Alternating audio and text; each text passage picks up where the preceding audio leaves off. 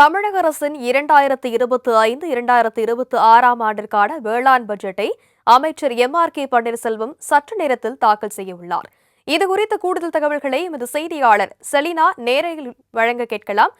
வணக்கம் செலினா, இந்த வேளாண் பட்ஜெட்டில் எவற்றுக்கெல்லாம் அதிகப்படியான முக்கியத்துவம் கொடுக்க வாய்ப்பிருக்கிறது?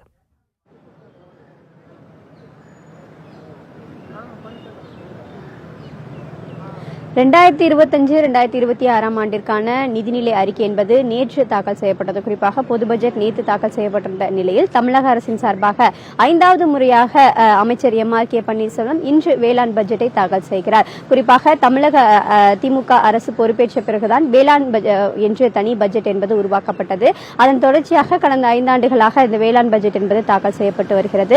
இன்னும் சற்று நேரத்தில் சட்டப்பேரவையில் அமைச்சர் எம்.ஆர்.கே. பன்னீர்செல்வம் வேளாண் பட்ஜெட்டை தாக்கல் செய்ய இருக்கிறார். குறிப்பாக பல்வேறு டெல்டா மாவட்டங்கள் உள்ளிட்ட பல்வேறு மாவட்டங்கள் இந்த வேளாண் பட்ஜெட்டை எதிர்நோக்கி காத்திருக்கிறார்கள். இங்க இருக்கக்கூடிய விவசாயிகள் தொடர்ச்சியாகவே பல்வேறு அம்ச கோரிக்கைகளை வைத்திருக்கிறார்கள். புயல் வெள்ள பாதிப்பு ஏற்பட்டாலும் கூட வேளாண் துறைக்கு தான் பல்வேறு பாதிப்புகள் அதிகப்படியாக இருந்து வருகிறது. இந்த நிலையில் இதற்கான அந்த அறிவிப்பு என்பது முக்கிய அறிவிப்பாக வெளியிடப்படும் என்று எதிர்பார்க்கப்படுகிறது.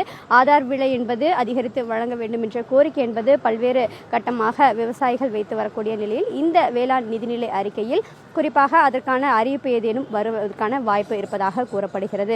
விவசாயிகள் பட்ஜெட்டை எதிர்பார்த்து பல்வேறு அம்ச கோரிக்கைகளை முன்வைத்திருக்கிறார்கள். அந்த கோரிக்கை என்னவென்றால் குறிப்பாக கூட்டுறவுத்துறை மற்றும் தேசியமயமாக்கப்பட்டிருக்கக்கூடிய வங்கிகளில் விவசாயிகளுக்கு வழங்கியுள்ள கடன்களை ரத்து செய்ய வேண்டும். அதேபோல கரும்புகளுக்கான ஊக்கத்தொகை அதிகப்படுத்தி வழங்க வேண்டும், நெல்லுக்கான ஊக்கத்தொகையை அதிகப்படுத்த வேண்டும் உள்ளிட்ட பல்வேறு அம்ச கோரிக்கைகளை விவசாயிகள் தொடர்ச்சியாக கோரிக்கை வைத்து வருகிறார்கள்.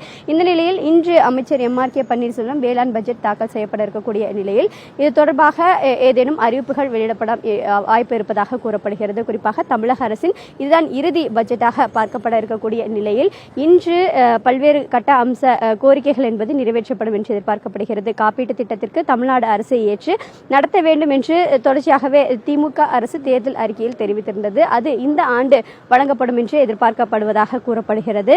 அதே போல விவசாயிகளுக்கு அறிவிக்கப்பட்டிருக்கக்கூடிய பல்வேறு நிவாரண தொகை என்பது நிதி பற்றாக்குறையின் காரணமாக வழங்கப்படாமல் இருக்கக்கூடிய நிலையில் இந்த ஆண்டும் மத்திய அரசிடமிருந்து வரவேண்டிய நிதி என்பது போதுமான அளவு வரவில்லை என்ற குற்றச்சாட்டு முன்வைக்கப்பட்டிருக்கக்கூடிய நிலையில் இந்த ஆண்டு வேளாண் துறையின் சார்பாக என்னென்ன புதிய அறிவிப்புகள் வரும் என்ற எதிர்பார்ப்புகள் விவசாயிகள் மத்தியில் தொடர்ச்சியாகவே இருந்து வருகிறது. இந்த நிலையில்தான் நேற்று பல்வேறு அம்ச கோரிக்கைகளை முன்வைத்து பட்ஜெட் என்பது நிறைவேற்றப்பட்டிருக்கிறது.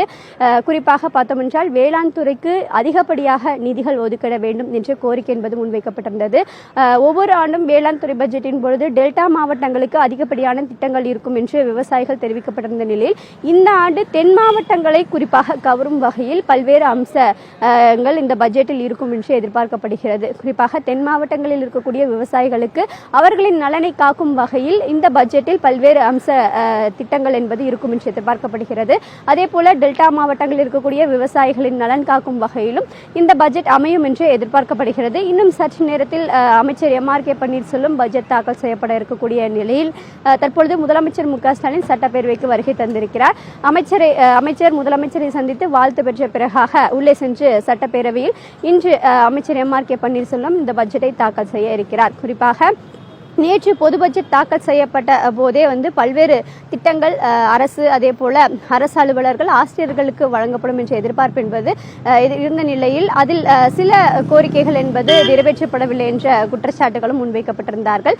இந்த நிலையில் இன்று அறிவிக்கப்படக்கூடிய திட்டங்கள் விவசாயிகளுக்கு எந்த அளவிற்கு பயனளிக்கும் என்பது தொடர்பான அறிவிப்புகள் என்பது இன்னும் சற்று நேரத்தில் வெளியாகும் என்று எதிர்பார்க்கப்படுகிறது. குறிப்பாக தமிழ்நாடு அரசு இந்த முறை ரூ என்ற எழுத்துடன் கூடிய இந்த பட்ஜெட் என்பது தாக்கல் செய்ய இந்திய அந்த லட்சணமாக இருக்கக்கூடிய அந்த சிம்பல் என்பது இந்த ஆண்டு போடப்படாமல் ரூ என்ற தமிழ் எழுத்து என்பது பட்ஜெட்டில் இடம்பெற்றிருக்கிறது. அது தொடர்ச்சியாகவே பேசு பொருளாக இருந்து வரக்கூடிய நிலையில் இன்று வேளாண் பட்ஜெட் என்பது தாக்கல் செய்யப்பட இருக்கிறது. விவசாயிகள் மற்றும் டெல்டா மாவட்டங்களில் இருக்கக்கூடிய விவசாயிகள் கடந்த ஆண்டு வெள்ள பாதிப்பின் பொழுது அதிகப்படியான பாதிப்புகள் ஏற்பட்டிருந்ததாக கூறப்பட்டிருந்தார்கள். ஒவ்வொரு ஆண்டும் மழையின் பொழுதிலும் விவசாயிகளுக்கு ஏற்படக்கூடிய பாதிப்புகள் அவர்களுக்கு வழங்கக்கூடிய இழப்பீடுகள், அதாவது நெல் உள்ளிட்ட பல்வேறு வகையான இருக்கக்கூடிய அந்த பொருட்களுக்கு ஆதார விலை என்பது குறைத்து வழங்கக்கூடிய நிலையில் இந்த ஆண்டு குறிப்பாக அந்த ஆதார விலையை அதிகரித்து வழங்க வேண்டும் என்பதுதான் அவர்களின் ஒற்றை கோரிக்கையாக பல்வேறு ஆண்டுகளாக வைத்து வருகிறார்கள். இது இறுதி பட்ஜெட்டாக இருக்கக்கூடிய நிலையில் இந்த ஆண்டு முழுமையாக அவர்களின் கோரிக்கையை நிறைவேற்றும் வகையில் இந்த பட்ஜெட் அமையுமா என்ற கேள்விக்குறி என்பது இருந்து வருகிறது. விவசாயிகளின் மத்தியில் தொடர்ந்து எதிர்பார்ப்பு இருந்து கொண்டே இருக்கக்கூடிய நிலையில் இன்னும் சற்று நேரத்தில் இந்த பட்ஜெட் என்பது தாக்கல் செய்யப்பட இருக்கிறது.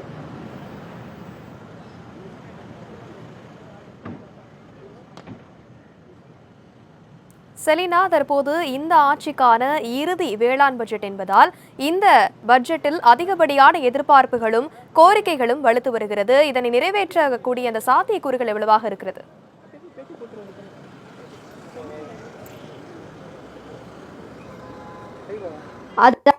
விவசாயிகள் கடும் எதிர்பார்ப்புகளுக்கு மத்தியில் தான் இந்த பட்ஜெட் என்பது தாக்கல் செய்யப்பட இருக்கிறது. குறிப்பாக விவசாயிகளுக்கு வழங்கக்கூடிய அந்த கூட்டுறவு கடன் என்பது தொடர்ந்து அதிகரித்து வரக்கூடிய நிலையில் அந்த கடனை உடனடியாக தேசிய மற்றும் மயமாக்கப்பட்டிருக்கக்கூடிய வங்கிகளில் இருக்கக்கூடிய விவசாயிகளின் கடனை ரத்து செய்ய வேண்டும் என்ற கோரிக்கை என்பது பல ஆண்டுகளாகவே விவசாயிகள் வைத்து வருகிறார்கள். அதற்கான அறிவிப்புகள் இன்று வர வேண்டும் என்ற எதிர்பார்ப்பு என்பது விவசாயிகளின் மத்தியில் பெரும் வரவேற்பாக இருந்து வருகிறது. அதே போல கரும்புக்கு வழங்க வேண்டிய ஊக்கத்தொகை என்பது அதிகரித்து வழங்க வேண்டும் என்று பல்வேறு அம்ச கோரிக்கை என்பது வைத்து வருகிறார்கள். அந்த கோரிக்கையும் இந்த ஆண்டு நிறைவேற்றப்பட வேண்டும் என்று ஏற்கனவே விவசாயிகள் தெரிவித்திருந்தார்கள். அதே போல உற்பத்தி பொருட்களுக்கான குறைந்தபட்ச ஆதார விலையை உயர்த்தப்படுமா என்ற கேள்வி என்பது தொடர்ச்சியாகவே இந்த பட்ஜெட்டில் இருந்து வருகிறது.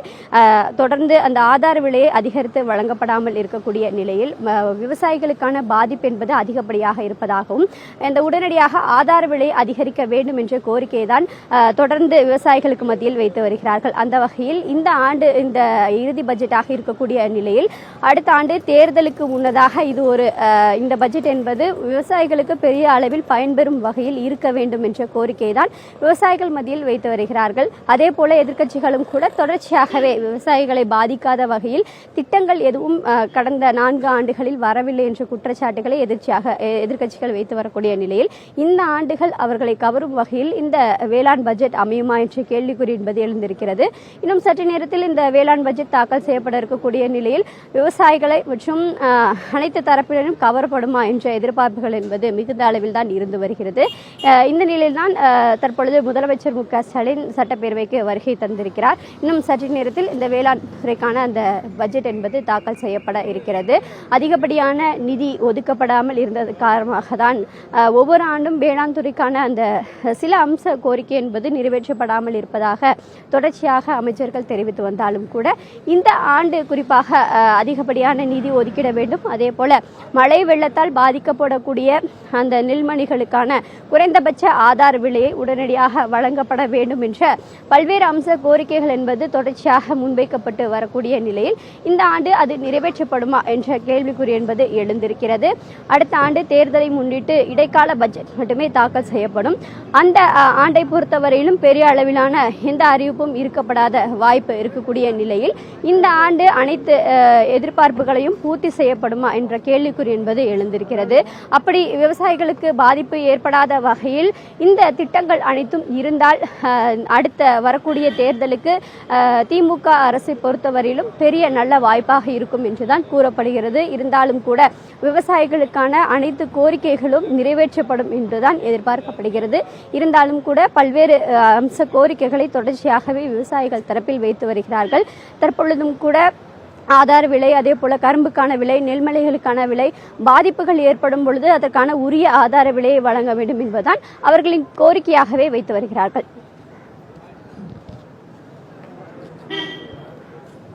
செலினா, தற்போது வேளாண் பட்ஜெட் இன்னும் சற்று நேரத்தில் தாக்கல் செய்யப்பட இருக்கக்கூடிய நிலையில் இப்போ கடந்த ஆண்டு தாக்கல் செய்யப்பட்டிருக்க பட்ஜெட்டுக்கும் இந்த ஆண்டு தாக்கல் செய்யப்பட இருக்கக்கூடிய பட்ஜெட்டில் என்னென்ன சிறப்புகள் எல்லாம் இடம்பெற வாய்ப்பு இருக்கிறது? அது குறித்த தகவல் எதுன்னு வெளியாக இருக்கிறதா? அது குறித்து விவரிங்க.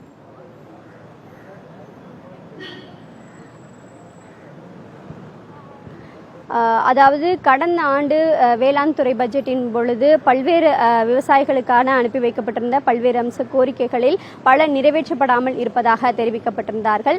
அதே போல இந்த ஆண்டு வரக்கூடிய இந்த வேளாண் துறை பட்ஜெட்டை பொறுத்தவரையிலும் விவசாயிகள் தொடர்ச்சியாகவே தொடர்ந்து பல்வேறு எதிர்பார்ப்புகளுக்கு மத்தியில் தான் இந்த பட்ஜெட் என்பது தாக்கல் செய்யப்பட இருக்கிறது. குறிப்பாக சட்டமன்ற தேர்தல் வர இருக்கக்கூடிய நிலையில் விவசாயிகளுக்கான இந்த கடந்த 4 ஆண்டுகளில் வழங்கப்படாத பல்வேறு முக்கிய அம்சங்கள், அதே போல திமுக தேர்தல் வாக்குறுதியில் அறிவிக்கப்பட்டிருந்த பல்வேறு திட்டங்களை இந்த ஆண்டு நிறைவேற்றப்படுமா என்ற எதிர்பார்ப்பு தான் இருந்து வருகிறது. குறிப்பாக ஒவ்வொரு புயல் வெள்ள பாதிப்பின் பொழுதும் விவசாயிகள் தொடர்ச்சியாக பாதிக்கப்பட்டு வருவதாகவும் அந்த விவசாயிகளுக்கு ஏற்படக்கூடிய பாதிப்புகளுக்கு சரியான இழப்பீடு, அதே போல அந்த விவசாயிகளின் விளைபொருட்களை காப்பாற்றுவதற்கான உரிய இடங்கள் அனைத்தும் கிடைக்க வேண்டும். அதே போல அவர்களுக்கான தொடர்ந்த இழப்பீடு, வங்கிகளில் இருக்கக்கூடிய கடன்கள் அனைத்தும் ரத்து செய்யப்படும் என்று ஏற்கனவே தெரிவிக்கப்பட்டிருந்த நிலையில் மத்திய அரசிடம் இருந்து வரக்கூடிய நிதி என்பது போதுமான அளவு இந்த ஆண்டு வரப்படாமல் இருந்ததாக கூறப்பட்டிருந்தது. இந்த நிலையில்தான் இந்த வேளாண் பட்ஜெட் என்பது முழுமையாக எவ்வாறு இருக்கும் என்பது தொடர்பான எதிர்பார்ப்புகள் என்பது தொடர்ச்சியாகவே விவசாயிகளிடம் இருந்து வரக்கூடிய நிலையில் இந்த ஆண்டு அறிவிக்கப்படக்கூடிய திட்டங்கள் மக்களையும் அதே போல விவசாயிகளையும் கவரும் வகையில் இருக்குமா என்ற கேள்விக்குறி என்பது இருந்து வருகிறது. தமிழக அரசிடம் இருந்து வரக்கூடிய விதை நெல்கள் வழங்கும் பொழுது பயன்பாட்டிற்கு ஒத்துவராத சில இடர்பாடுகள் இருந்து வருவதாகவும் கட்டாயமாக அதனை வழங்கப்பட வேண்டும் என்ற தொடர்ச்சியாக மக்கள் என்பது கோரிக்கை வைத்து வருகிறார்கள். இந்த வகையில் இந்த வேளாண் பட்ஜெட் என்பது எந்த அளவிற்கு இருக்கும் என்ற எதிர்பார்ப்பு என்பது பொதுமக்கள் மற்றும் விவசாயிகளிடம் அதிக அளவில் இருந்து வருகிறது. இன்னும் சற்று நேரத்தில் இந்த சட்டசபையில் குறிப்பாக வேளாண் பட்ஜெட் என்பது தாக்கல் செய்யப்பட இருக்கிறது. இன்னும் சற்று நேரத்தில் வேளாண் பட்ஜெட் தாக்கல் செய்யப்பட இருக்கக்கூடிய நிலையில் சென்னை தலைமைச் செயலகத்திலிருந்து எமது செய்தியாளர் செலினா வழங்கிய கூடுதல் விவரங்களை கேட்டோம். நன்றி செலினா.